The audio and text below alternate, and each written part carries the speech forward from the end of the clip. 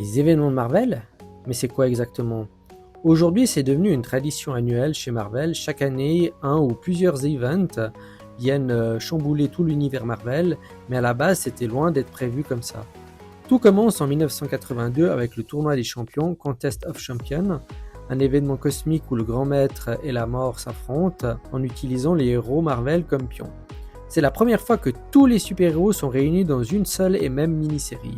Mais le vrai tournant arrive en 1984 avec l'incroyable Secret Wars. Le Beyonder téléporte les héros et les vilains Marvel sur un monde appelé le Battle World pour un combat sans règles.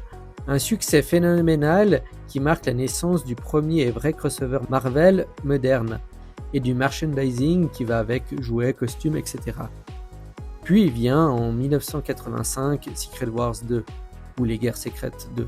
Cette fois-ci, le Beyonder débarque sur Terre et la série s'étale sur toutes les autres séries Marvel, des dizaines de tie-ins dans Spider-Man, X-Men, Avengers, Thor. C'est là que Marvel comprend un événement vente boostée, cohérence de l'univers partagé. Ensuite, ça s'enchaîne avec Infinity Gauntlet en 1991 avec Thanos et donc le gant de l'infini, Onslaught, Age of Apocalypse, puis dans les années 2000, Civil War, Secret Invasion, As of M, Siege, et ainsi de suite. Vous aurez compris tous les événements qui sont largement connus aujourd'hui.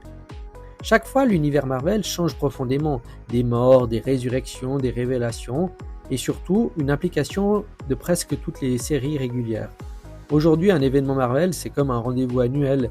Il y a une mini-série centrale, des tie-ins, et souvent un impact canonique sur l'univers principal de la Terre 616. Mais c'est aussi devenu un sujet qui divise. Certains fans adorent, d'autres trouvent que c'est trop marketing et répétitif. Quoi qu'on en pense, c'est devenu une tradition. Les Marvel Events, c'est le cœur battant de l'univers partagé, et souvent c'est là que se jouent les plus grandes batailles de l'univers, mais personnellement je trouve que c'est beaucoup trop fréquent